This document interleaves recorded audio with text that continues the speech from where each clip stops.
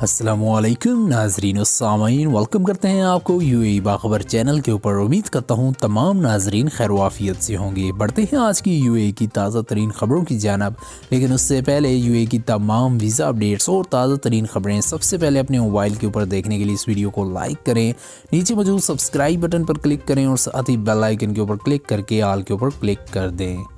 बढ़ते हैं हमारी पहली खबर की जानब। अमाराती एयरपोर्ट पर कुत्तों को खसूसी जिम्मेदारी सौंप दी गई। मुसाफिरों की बगलों से लिए गए सैंपल सूंघ कर चंद सेकंड्स में कोरोना मरीजों की तशखीस करने लगे।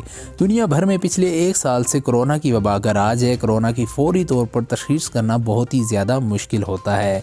ताहम मुत्तहिदा अरब अमारात में अब खसूसी तौर पर सुधारे गए कुत्ते चंद सेकंड में लोगों की बगलें सूंघ कर कोरोना की बिल्कुल दुरुस्त तशखीस करने लगे हैं।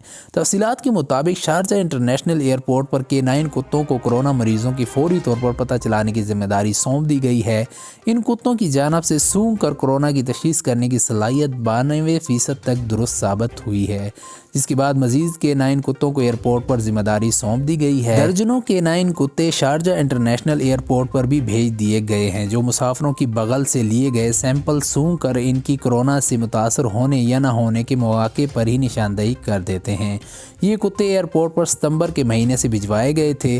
के9 सिक्योरिटी इंस्पेक्शन डिपार्टमेंट के सरबराह लेफ्टिनेंट कर्नल डॉक्टर आदिल अल मामरी ने बताया कि इन कुत्तों को एयरपोर्ट पर एक स्पेशल रूम में रखा गया है, जहां मुसाफिरों के स्वैब सैंपल्स लाए जाते हैं, जिन्हें ये सूंघ कर बता देते हैं कि किस सैंपल का हामिल मुसाफिर कोरोना से मुतासर है।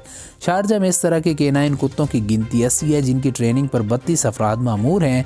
के9 कुत्तों की सूंघने की सलाहियत इंसानों के मुकाबले 50 गुना ज़्यादा होती है। ये कुत्ते गुमशुदा अफराद, मंशियात, मफरूर मुलजिमान, चुराई गई अशिया और आफात के दौरान ना मिलने वाली लाशों भी ढूंढ निकालते हैं।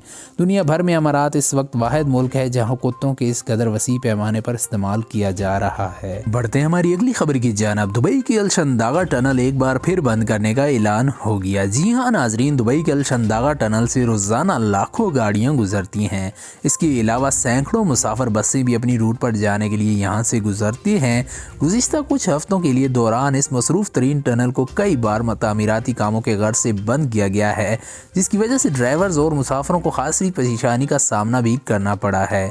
अब एक बार फिर इस बंद करने का ऐलान हो गया है। Dubai road and transport authority RTA की जानब से इतला दी गई है कि आज जुमे के रोज़ अलशंदागा टनल डेरा से बुर दुबई तक रात 12 बजे से सुबह 10:30 बजे तक बंद कर दी गई थी, जो कि आमदोरफ्त के लिए खोल दी गई थी। ताहम अब इसे आज रात 9 जनवरी शुरू होने के बाद 12:30 बजे से सुबह 8 बजे तक एक बार फिर ट्रैफिक के लिए मुकम्मल तौर पर बंद कर दिया जाएगा।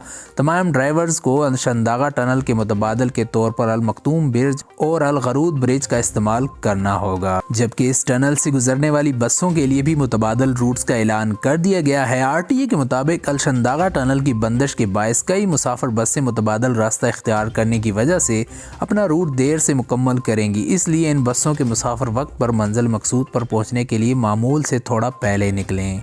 बढ़ते हैं हमारी अगली खबर की जानब। मुत्तहिदा अरब अमारात ने दुनिया इस्लाम को शानदार खबर सुना दी। कल 9 जनवरी से कतर के साथ तमाम सरहदें खोल दी जाएंगी। प्रवासों का सिलसिला भी शुरू हो जाएगा। जी हाँ नाजरीन, गुज़िश्ता दिनों सऊदी अरब में होने वाली खलीजी ममालिक की सरबराही कॉन्फ्रेंस में कतर के साथ सऊदी अरब, अमारात और दीगर ममालिक की रंजिशें दूर हो गईं। मुसलमान ममालिक हुक्मरान एक बार फिर भाइयों की तरह गले लगाकर मिल बैठे और एक दूसरे को दरपेश मसाइल मिलजुल कर हल करने का ऐलान भी कर दिया। अमारात और कतर ने भी अपने तमाम तर इख्तलाफात भुलाकर फिर से तल्लुकात बेहतर बनाने का ऐलान कर दिया है। आज अमारात ने दुनिया भर को बड़ी खुशखबरी सुना दी। कल से अमारात और कतर ने 4 साल से बंद की गई सरहदें खोलने का ऐलान कर दिया है। अमाराती सरकारी एजेंसी वाम के मुताबिक कल बरोज़ हफ्ता 9 जनवरी कतर के साथ तमाम सफरी राब्ते बहाल कर दिए जाएंगे। कल से कतर के लिए ज़मीनी, बहरी और फ़िज़ाई सरहदें खोल दी जाएंगी, जिसके बाद परवाज़ों का सिलसिला भी शुरू हो जाएगा और बहरी और ज़मीनी रास्ते से लोगों और तिजारती सामान सामान की आमदोरफ्त भी शुरू हो जाएगी। वाम की रिपोर्ट के मुताबिक तमाम सरहदें खोलने और सफरी राब्तों की बहाली दोनों ममालिक के दरमियान सफारती ताल्लुकात बहाल होने के बाद की जा रही है। वाज़ेह रहे कि कल अमाराती वजीर बराए खारजा अमवार डॉक्टर अनवर गरगाश ने खुशखबरी सुना दी थी कि कतर के साथ सफारती ताल्लुकात की बहाली के बाद एक हफ्ते के अंदर अंदर तजारती और सफरी ताल्लुकात भी बहाल कर दिए जाएंगे, जिसके बाद दोनों ममालिक के दरमियान सफ़र भी हो सकेगा और तिजारती सामान का लेन देन भी किया जाएगा। गरगश का कहना था कि दोनों ममालिक की जानिब से सफारती मंश भी जल्द अज जल्द कायम कर दिए जाएंगे। मीडिया के साथ ऑनलाइन ब्रीफिंग में बात करते हुए इन्होंने कहा था कि कतर और अमारात के दरमियान अगरचे एतमाद साजी की फ़िज़ा मुकम्मल बहाल होने में कुछ वक्त लगेगा, फ़िलहाल बाहमी तिजारत, फ़िज़ाई और समंदरी सफ़र और सरमायाकारी बहाल करने पर दोनों जानिब से रजामंदी ज़ाहिर की गई है। अगले चंद रोज़ ही में दोनों ममालिक के दरमियान तिजारत और सफ़र का सिलसिला भी बहाल हो जाएगा। बढ़ते हैं हमारी अगली खबर की जानब। शारजा में एक बार फिर एक अफसोसनाक वाक़या। जी हाँ नाजरीन, शारजा में गैस सिलेंडर फटने से पाकिस्तानी नौजवान जाँ बहक, दूसरा शदीद ज़ख्मी। शारजा में एक इंतहाई अफसोसनाक वाक़या पेश आया जिसके नतीजे में एक पाकिस्तानी नौजवान मौके पर ही जाँ बहक हो गया, जबकि दूसरा शदीद ज़ख्मी होकर अस्पताल में ज़ेरे इलाज है। अहकाम के मुताबिक ये वाक़या शारजा के इलाका अलसजा की एक कबाड़ खाने की दुकान में पेश आया, जहाँ पाकिस्तानी नौजवान एक कुकिंग गैस सिलेंडर काट रहा था जो अचानक धमाके से फट गया, जिसके नतीजे में दुकान में मौजूद दोनों पाकिस्तानी नौजवान शदीद ज़ख्मी हो गए थे। दुकान के मालिक ने बताया कि मरने वाला नौजवान इसका दामाद था जो 50 पाउंड का गैस सिलेंडर काट रहा था ताकि इसे स्क्रैप में फ़रोख्त कर दिया जाए। जब यह अलमनाक वाक़या पेश आया, इसके पास इसका एक दोस्त भी बैठा था जो बातचीत कर रहा था। वो इस वाक़ये में शदीद ज़ख्मी हुआ है। मालिक ने बताया कि वो दुकान से बाहर किसी और जगह था जब इसकी दामाद ने फ़ोन करके बताया कि इसका जिस्म बुरी तरह जल रहा है, फौरी तौर पर एम्बुलेंस बुलवाई जाए। जिसके बाद मालिक ने नेशनल एम्बुलेंस को फ़ोन किया। सुबह 10:30 बजे दोनों नौजवानों को अस्पताल में मुंतकिल किया गया, जहां उसका दामाद कई रोज़ तक ज़िंदगी मौत की कश्मकश में मुब्तला रहने के बाद दम तोड़ गया। अलसजा पुलिस स्टेशन की जानिब से इस वाक़ये की तहकीकात की जा रही हैं। पुलिस के मुताबिक ये वाक़या 28 दिसंबर को पेश आया, जिसके बाद दोनों नौजवानों को तशवीशनाक हालत में अस्पताल मुंतकिल किया गया था। ताहम इनमें से एक पाकिस्तानी नौजवान की 2 जनवरी को वफ़ात हो गई, जिसकी मैयत को 5 जनवरी को फार्नर्स लेबॉर्ट्री मुंतकिल कर दिया गया। बढ़ते हमारी अगली खबर की जानब। किराएदारों के लिए एक बड़ी खुशखबरी। जी हाँ नाजरीन, दुबई में 3 साल तक किराए नहीं बढ़ाए जाएंगे, नया कानून लागू कर दिया गया। मुत्तहिदा अरब अमारात को इस साल कोरोना की वबा का सामना करना पड़ा, जिसकी वजह से लोग बहुत ही ज़्यादा परेशान हुए। कई अफराद के कारोबारी पूरी तरह नहीं चल रहे, जबकि मुलाजमत पेशा अफराद में से कई बेरोज़गार हैं या इनकी तनख्वाहें वक्ती तौर पर घटा दी गई हैं।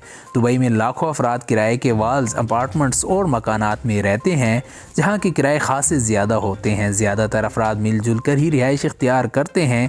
इस परेशानी के दौर में एक बड़ी खुशखबरी आ गई है। अब दुबई में 3 साल तक कोई किराया नहीं बढ़ाया जाएगा। इस हवाले से नया कानून मंजूर हो गया है, जिसका नोटिफिकेशन अगले चंद रोज में जारी हो जाएगा। नए कानून के मुताबिक जब किराएदारी का एग्रीमेंट होगा, इस तारीख से लेकर अगले 3 साल तक किसी भी रिहाइशगाह का किराया नहीं बढ़ाया जाएगा। दुबई लैंड डिपार्टमेंट के डायरेक्टर जनरल सुल्तान बिती बिन मजरीन ने भी इस हवाले से तस्दीक करते हुए बताया कि अनकरीब नए कानून का नोटिफिकेशन आ जाएगा, जिसके बाद किराएदारी एग्रीमेंट्स में मालिकान को पाबंद किया जाएगा कि वो 3 साल तक किराया नहीं बढ़ा सकेंगे। सुल्तान बती बिन मजरीन ने कहा कि 3 साल तक किराया ना बढ़ाने की पाबंदी से दुबई में मुकीम किराएदारों को बड़ी राहत मिलेगी और वो यहाँ क़याम की तरजीह देंगे और मालिकान के नाजायज़ तकाज़ों पे भी इनकी जान छूट जाएगी। तो नाजरीन, ये थी आज की ताज़ा तरीन ख़बरें। मज़ीद इस तरह की ताज़ा तरीन ख़बरें सबसे पहले अपने मोबाइल के ऊपर देखने के लिए वीडियो को लाइक करें, चैनल को सब्सक्राइब करें और बेल आइकन के ऊपर क्लिक करें। अल्लाह हाफिज़।